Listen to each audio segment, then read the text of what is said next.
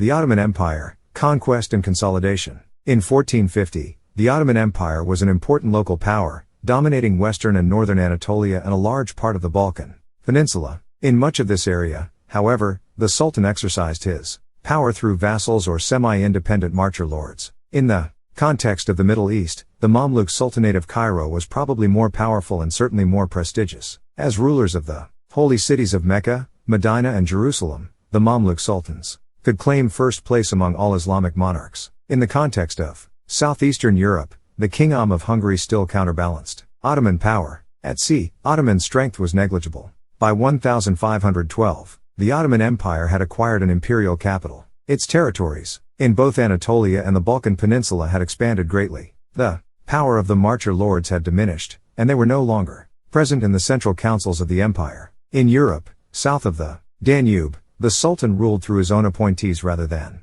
through vassals, although former Christian dynasties in the area often came, after conversion to Islam, to form part of the empire's ruling elite. In Anatolia, it was only in the borderlands that the authority of the Sultan still depended on the allegiance of vassals. The institutions of the empire had also begun to take the forms that would be familiar in later centuries. By now too, the empire enjoyed a military superiority over the neighboring powers, Hungary in the north, the Mamluk Sultanate in Egypt and Syria, and the Safavid dynasty in Iran, but as yet the Ottoman army had not demonstrated this advantage in war. The empire had also emerged as a naval power, albeit on a small scale, at the time of Prince Mehmed's second accession to the throne in 1451 as Mehmed II, 1451–81. 24. His immediate goal was to conquer Constantinople. In order first to secure his borders, in 1451 he led a campaign against Karaman, whose emir, on Murad's death, had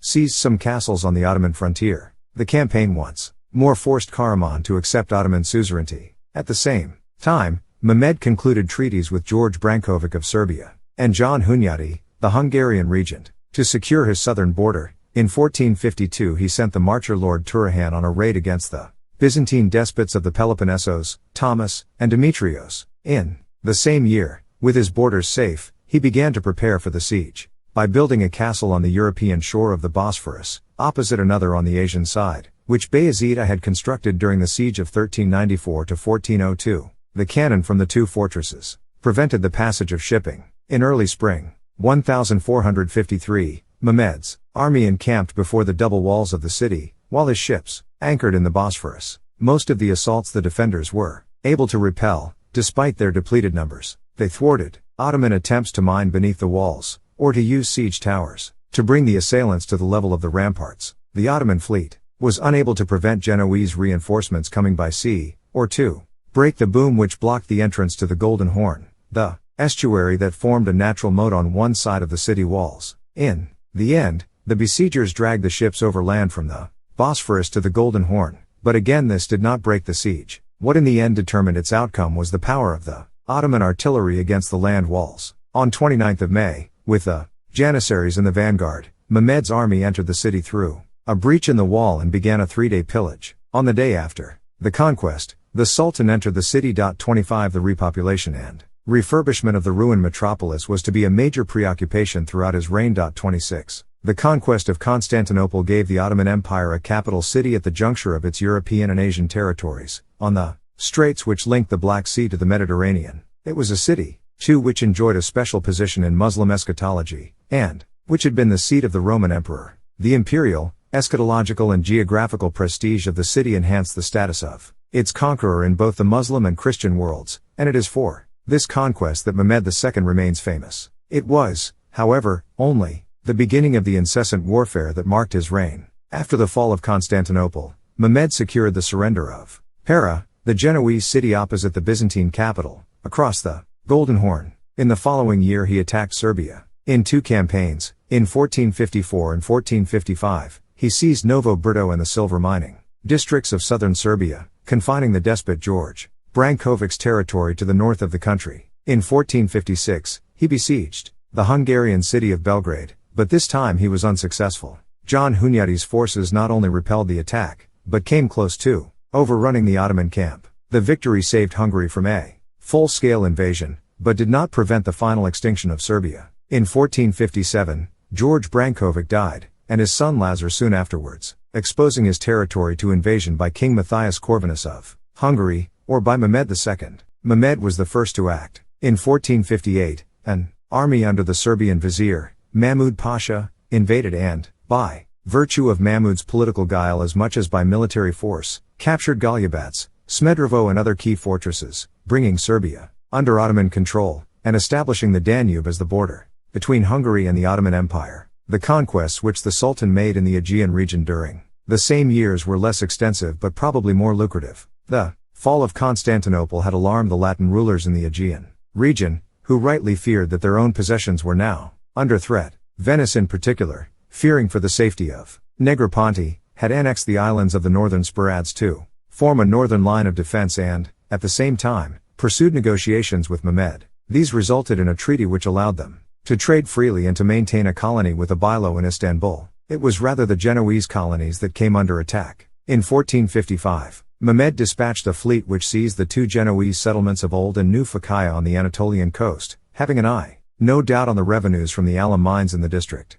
Then, in the bitter weather of January 1456, he himself led an army to Ines, a Genoese colony in western Thrace, forcing its lord, Dorino Gattaluzio, to surrender Ines and its salt pans, together with the islands of Samothrace, Imbros, and Limni. These attacks were clearly premeditated. The capture of Athens, however, was opportunistic. In 1451, the Florentine Duke of Athens, Nerio II Oxiagoli, had died, and both Nerio's nephew and his widow's new husband called on the Sultan to support their claims to the city. Mehmed's response was, in 1456, to send Turhanolu Omer to occupy Athens. By now the Catholic powers in the Aegean were so alarmed at Mehmed's aggression that, in 1456, Pope Calixtus III and his former employer, King Alfonso of Aragon, assembled an anti-Ottoman fleet that in 1457 captured Imbros and Limni. The success of Pope Calixtus's fleet had already alerted Mehmed to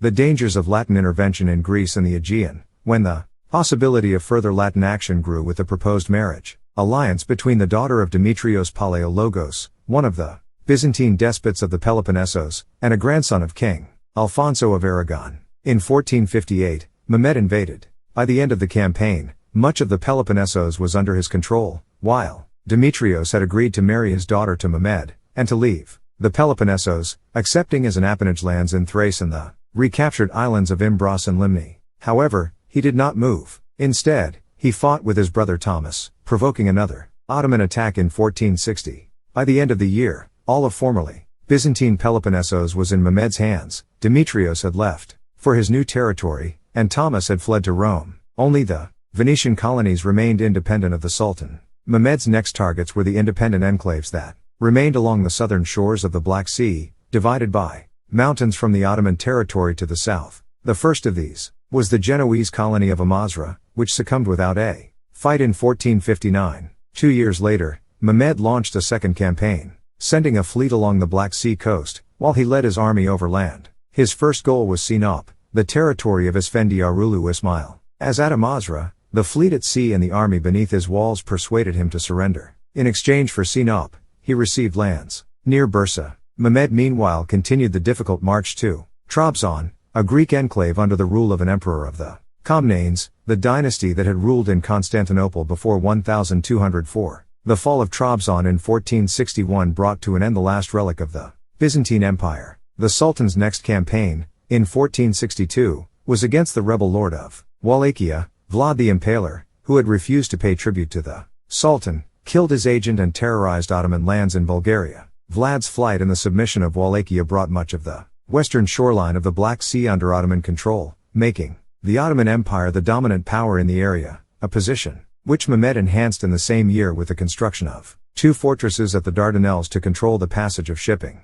between it and the Mediterranean. It was also in 1462 that Mehmed continued his war on the Genoese by conquering the Genoese island of Lesbos and bringing it under direct Ottoman rule. His next goal was the Kingdom of Bosnia. In 1463, he led his army westwards, and within the year the kingdom had fallen. The first large fortress to capitulate was Bobovac, and from here the army proceeded to Travnik. Hearing that the king had fled to Jajce, the Sultan sent Mahmud Pasha in pursuit. Mahmud Pasha eventually captured King Stephen at Kluk and, with his execution, the old kingdom of Bosnia became extinct. Mahmud Pasha continued the campaign by seizing part of the lands of Duke Stephen Vuk Vik Cossack Va in Herzegovina. What lands remained to the Duke, Mehmed seized in 1466. The conquests of Serbia, Bosnia and Herzegovina now brought the Ottoman border with Hungary along the Sava, and southwards, along the Vrbas to the Adriatic.